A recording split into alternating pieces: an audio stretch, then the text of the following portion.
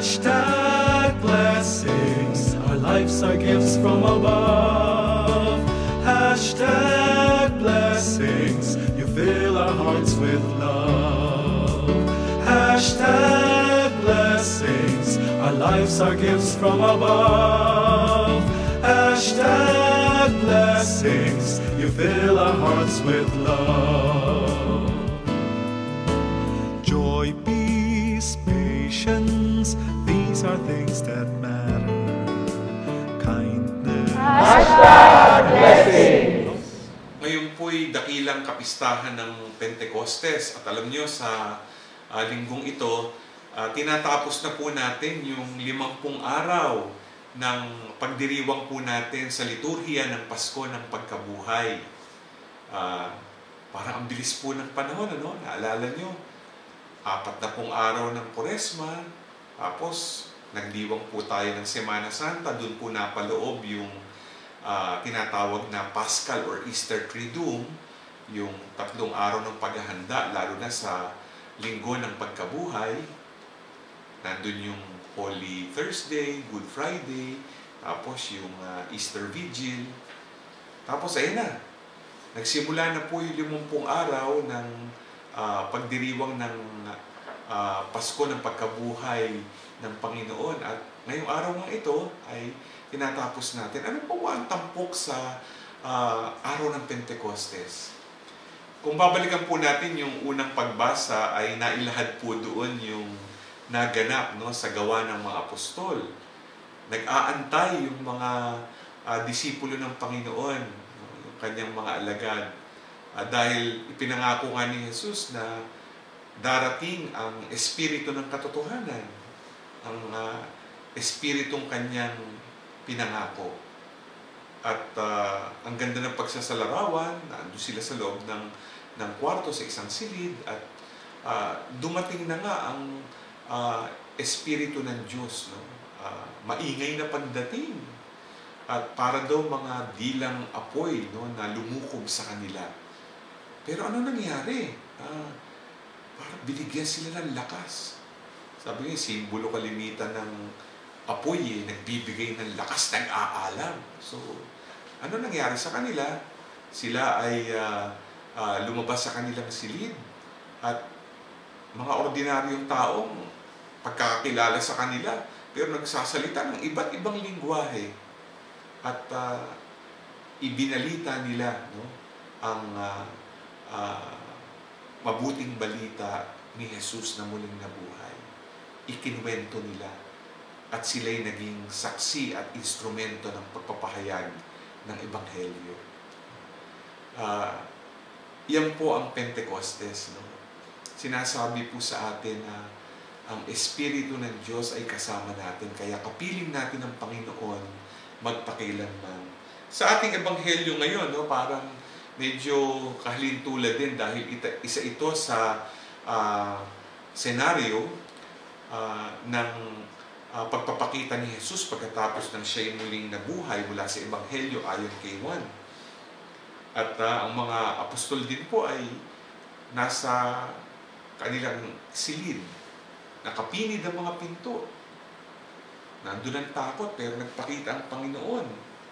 At nung si Jesus ay nagpakita sa kanilang harap, nandoon ang kanilang tuwa. Dahil alam nila na tinupad ni Jesus ang kanyang pangako na siya'y muling mabubuhay. Pero may magandang nakakatawag pansin sa ating Ebanghelyo, dahil ano ang ginawa ng Panginoon? May sinabi sa kanila. Sabi niya, sumainyo ang kapayapaan. Kung paanong sinugo ako ng Ama, gayon din naman sinusugo ko kayo.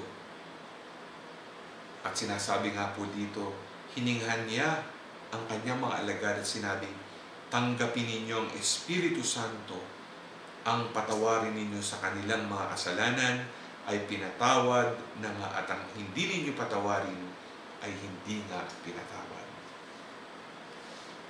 Hiningahan ang mga alagad ng Espiritu. Sinabi ko na po noon na ang Espiritu Santo'y sumaati na nung tayo'y binyagan. At ito nga, napakagandang aspeto ng Espiritu ang ipinagkaloob ng Panginoon. Ang magpatawad, ang patawarin.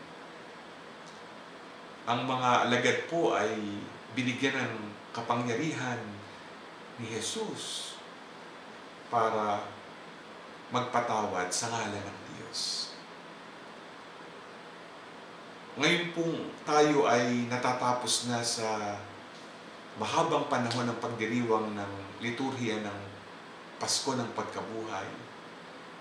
Ano ang ating gagawin? Ano ang ating mission? Alam niyo, di ba, sinasabi nga po ni Pope Francis, no? Ulit-ulit, lalo na noong 1 taon, nung diniklara niya yung Year of Mercy, dapat nating maramdaman ang awa ng Diyos. At dapat nating maunawaan na itong awa ng Diyos ay pinararamdam niya sa kanyang pagpapatawad sa ating mga kasalanan. Hindi naman po natapos yun ng Year of Mercy. Patuloy nating dapat maramdaman. At kung ating paglilinian at mararamdaman ang awa ng Diyos, na kailanman hindi niya iisipin kung gaano kadami yung ating nagawang kasalanan, kundi yung ating pagbangon muli sa gitna ng ating pagkamakasalanan at pagbabagong buhay. Di ba? Damang-dama natin ang habag ng Diyos. Pruweba ito ng kanyang Espiritu. Pruweba ito ng Espiritu Santo na sumasa atin magpakailanman.